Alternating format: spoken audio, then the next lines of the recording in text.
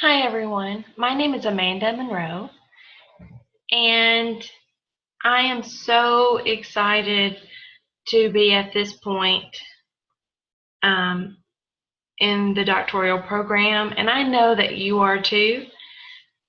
We are nearing the end, and I am excited. I actually want to do a little happy dance because this is the last assignment for me, and I'm done for a few days before we begin the next part of this process. I have probably recorded this 6 times, and the last time was pretty good, finally. However, it didn't show the pictures at the side, so I'm trying this again. It's a little nerve-wracking, but it's okay. My husband's in the background giving me good pointers when I finish each time.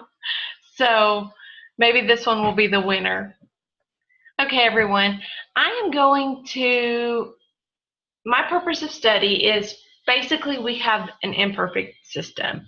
So through this study, we are going to be moving to a more perfect school system, and the goal is to look at teachers' perceptions on the attributes that they think makes a student ready or not ready in kindergarten, and how those perceptions are carried over into third grade.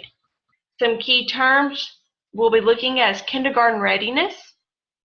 And we know that kindergarten readiness is a broad term, just readiness in general. It's been defined so many different ways. But we're going to take a look at that. Student growth, are students growing as they progress through kindergarten to third grade? Perceptions, and we're going to be focusing more on teacher perceptions and the norms that are expected, okay, of kindergarten students, and those norms basically as they move from kindergarten to third grade. Now, why did I choose this? You're probably thinking she's an elementary teacher, and the answer is no. I'm actually a secondary teacher. I taught 7th grade for 8 years, 7th and 8th, and I've been at the high school for 4. And I teach English 2 to a bunch of 10th graders, and I love it. And I really wanted to do my research on state tests and how students, the factors that influence students on state tests, because I've been in a state tested subject for the past 11 years, except for one. However, due to time issues, I decided to look at kindergarten students because I have a 5-year-old child. His name is Caleb, and he turned 5 on June 5th, and my husband and I were deciding whether or not we wanted to enroll him in kindergarten for the upcoming school year. And my husband was for it, I was not. But as we began talking to people, former teachers, current teachers, friends, and people in the community, everyone basically had the perception of holding back 1 more year. Now, my kid is, in my eyes, is smart. He's mature for his age, has a very big vocabulary. So it wasn't a question of does he mentally have the ability to be in kindergarten, but what does it look like as he moves through school and when he gets to high school? And this led me to the question of what makes a kindergarten student ready? What says, hey, this kid is ready to start kindergarten? And that was my original question. However, after talking to my peer mentor, that person we were supposed to find who could be very honest with you, my peer mentor is very honest, and she led me to this question, and Dr. Taylor was also very excited about this question, and that is, are the kindergarten teacher's perceptions on student readiness and growth still the same when the student is in third grade? My theoretical framework is going to be on sociocultural norms, which are the social norms that are the unwritten rules of behavior that are considered acceptable in a group or society, and they These norms function to provide order and predictability in society. Now, we use norms to determine, sometimes to look at students and to say, hey, this kid, yeah, they're on target, they are ready, they're good to go. This kid, maybe not so much. But how does that translate in kindergarten? And some of these norms tie in with the kindergarten entry inventory, the KEI, which is used in Tennessee to determine if a child is ready or not. Again, readiness we know has a broad definition, but the general idea is that it encompasses the idea that a child has the skills necessary to succeed academically as he or she passes through school. And this brings the question, is that when a kid is ready in kindergarten, will they be ready in third grade? If a kid is not ready in in kindergarten, are they going to be considered not ready in third grade? So it's just an interesting way to track students and to see if these norms and what we determine as students being ready influence kids as they move through grade levels. Okay, my qualitative research type is phenomenological, and in a phenomenological study, you conduct a lot of interviews, you visit places, you rely on the participants' own perspectives to provide insight, and basically that is my research. So I will begin finding 2 4-year teachers who have taught kindergarten for 4 consecutive years, and those 2 kindergarten teachers each will choose one former ready student and one former not ready student that will be entering third grade this school year.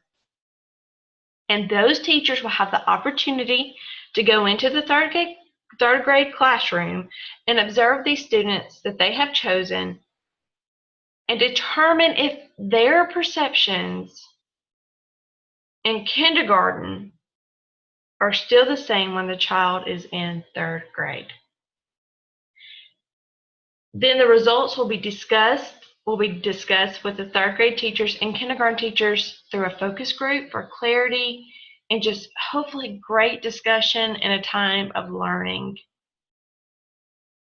The big concepts of the research, my question here is, are the teacher's perceptions of a student in kindergarten still the same in third grade regarding being ready and showing growth? So in order to get my participant selection, I'm going to send out an email that contains a Google form to approximately 17 kindergarten teachers in my district. As of right now, based on the numbers, we have 17 kindergarten teachers. It's going to have one yes or no question. Have you taught kindergarten for 4 consecutive years within this district? Yes or no? And if yes, they meet the basic criteria for the research. And then I'm going to go and meet with these teachers and have one-on-one conversations and decide on the 2 teachers from there who I guess are ready and willing to be a part of this study and offer different perspectives. The 2 teachers will then select one previous ready and one not ready student from kindergarten that will be moving into third grade this year.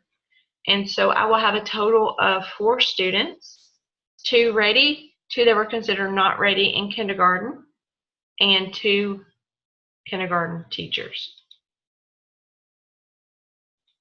Now, I will have third grade teachers involved, but I don't know who those will be. It will be depending on whose class the students are in.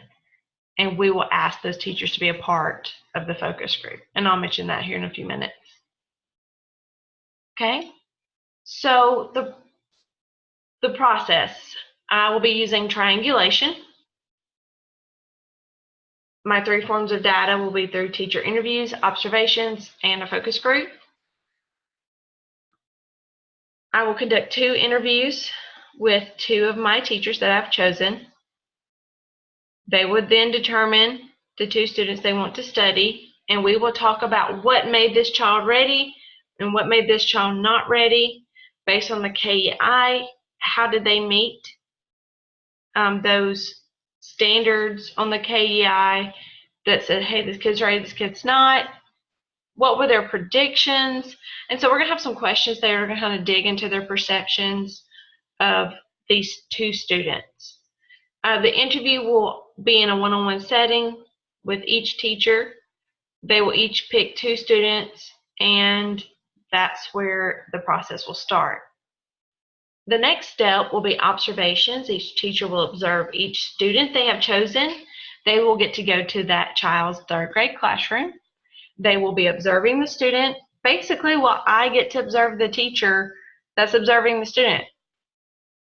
The observation will allow the teacher to determine if their view of the student in kindergarten is still the same or not. And they're going to write down what they see based on that KEI. Is this kid still ready? Is this kid still not ready? And then the focus group kind of brings it all back home.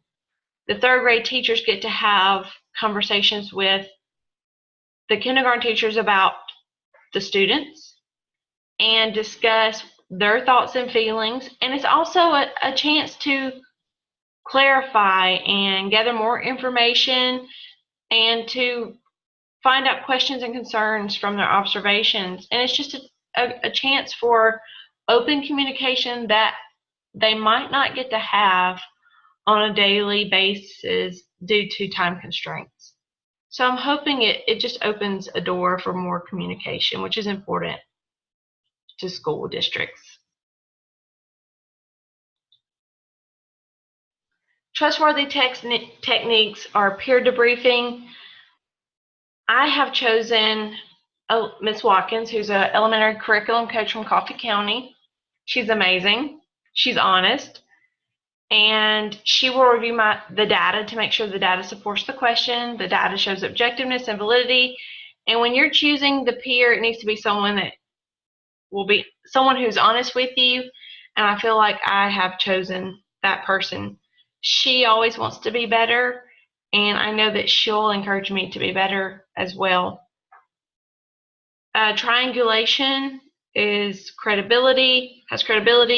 It will allow me to I will do the one-on-one interviews, I will do the observations and the focus group for the gathering of data and compile all that information. Member checks.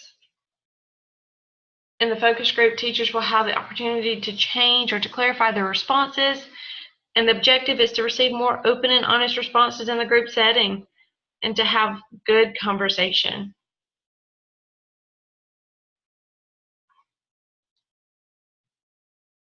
Detailed descriptions. I will probably record a lot of these conversations. I will also write down what is being said in the interviews and in the focus group. And it won't be my opinion, it'll be whatever they say. And I will be documenting and doing my best to make sure that it is not biased in any way. The audit trail, basically you just keep everything in case anyone wants to check up. Anything that you gather, record, take down, just keep it in a safe place and make sure it's available. And reflexivity is the data gathered will be examined to make sure the results are not biased. Also, what effect has the research had on me as an educator?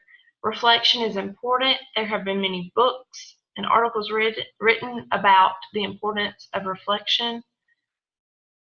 And I'm interested to see what that answer is to that question,